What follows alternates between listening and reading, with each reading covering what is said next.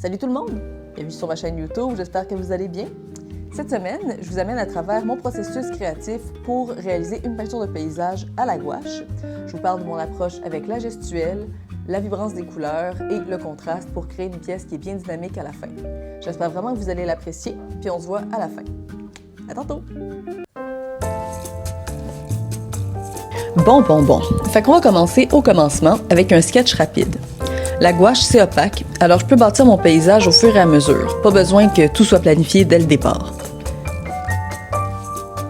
J'aime marquer le ciel de façon bien claire en premier. Ça met tout de suite le ton pour le reste des valeurs de mon paysage. Les valeurs, pour ceux qui ne savent pas, c'est tout l'espace entre le plus blanc des blancs et le plus noir des noirs. Avec la gouache, les valeurs sont vraiment importantes parce que les foncés sèchent plus pâles et les pâles sèchent plus foncés. Fait qu'il va vraiment falloir que je booste les contrastes pour que ce soit bien vibrant une fois sec.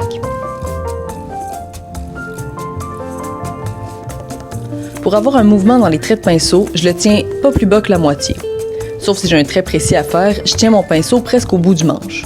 Ça m'assure d'avoir une bonne gestuelle puis qu'on sente un mouvement dans les traits. La gestuelle, c'est un peu compliqué à expliquer, mais c'est comme la vibe de certains éléments, mettons.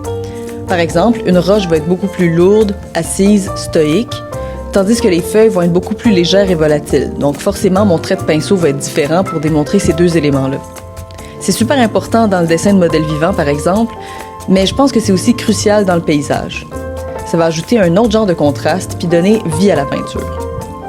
C'est quelque chose sur lequel je travaille depuis un moment déjà, puis je pense que c'est l'aspect le plus difficile à maîtriser en peinture.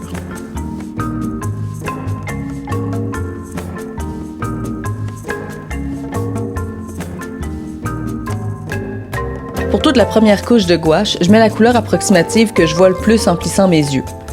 S'il y a une grosse masse plus pâle, je la marque et je viendrai ajouter des détails par-dessus après. Je fais ça pour chaque élément du paysage, les roches, les herbes, les bâtiments, le ciel. Un truc magique qui arrive avec ce pinceau carré-là, c'est que les poils se séparent juste assez pour indiquer les marques horizontales de la roche. J'ai pas eu à me casser la tête, les marques sont déjà présentes, puis ça donne tout de suite l'indice du sens des roches. Quand on peint des roches puis des rochers, c'est vraiment important de marquer l'angle dans lequel elles se trouvent. C'est ça qui va venir mettre l'accent sur la gestuelle de la roche. Puis qui va permettre au côté angulaire de la roche de venir contraster avec les autres éléments présents sur la peinture, comme le gazon, les nuages par exemple.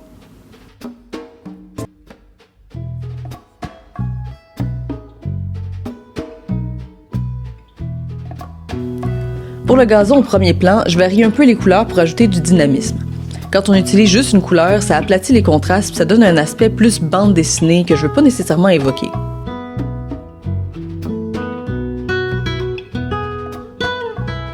En passant avec un plus petit pinceau, je peux facilement marquer les détails. Je fais vraiment attention pour ne pas mettre trop de petits éléments parce que je trouve que ça enlève du mouvement dans les traits et ça vient compliquer la pièce beaucoup trop. Less is more, comme ils disent, surtout dans une peinture qui est aussi petite que ça.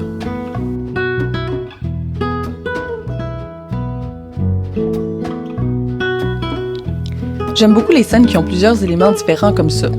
Entre les montagnes, le gazon et le bâtiment, j'ai pas le temps de m'ennuyer. Quand j'ai ma dose de peindre un certain sujet, je peux tout de suite passer à une autre chose. Ça m'aide aussi à pas surtravailler un coin de la peinture. Mon style est en train de se concrétiser, puis je remarque que j'aime beaucoup la simplicité dans mes gouaches. J'aime quand la gestuelle et la lumière prônent plus que les détails et le réalisme.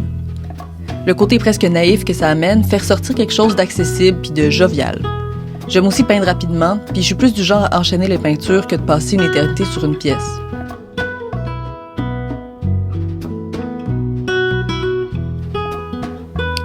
Étant sincèrement attirée vers la peinture en plein air, j'ai pas toujours le temps de raffiner les œuvres autant qu'elles le devraient.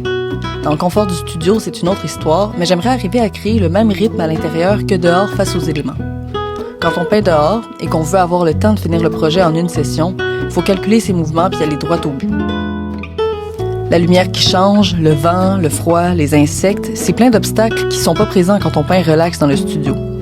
Développer un style rapide et efficace nécessitant peu de matériel me permet de créer une zone de confort plus grande puis de pas être trop déstabilisé quand mes repères sont pas là. J'ai des plans de peinture en plein air assez excitants et plus intenses cet été qui nécessitent que je commence à m'entraîner dès maintenant.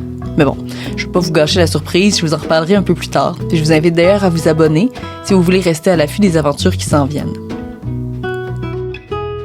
J'hésite pas à revenir avec un mélange de peinture plus dilué pour enlever les détails qui sont pas nécessaires.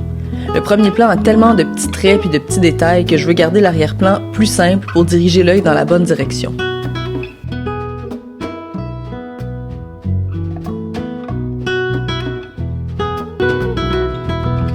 Pour finir, je dois booster les contrastes encore plus en mettant plus de blanc sur le blanc puis plus de noir sur le noir.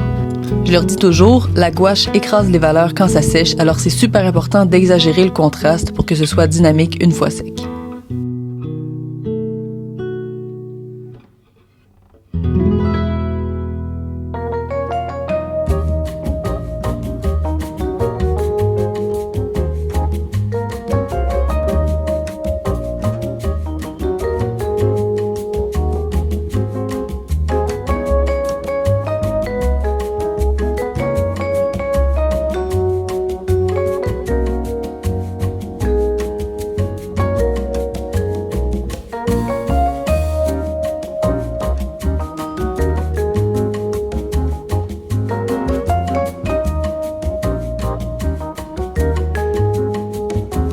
Eh bien, c'est la fin de la vidéo. Merci beaucoup d'être resté jusque-là. J'espère vraiment que vous avez apprécié. Je vous invite tout de suite à liker la vidéo puis à vous abonner si ce n'est pas déjà fait. Si vous voulez rentrer en contact avec moi sur une autre plateforme, vous pouvez lire dans la description juste en bas ou à me laisser un commentaire dans la vidéo. Ça me fait vraiment très plaisir. Avant de ça, je vous souhaite une très belle semaine puis on se voit la semaine prochaine. À bientôt!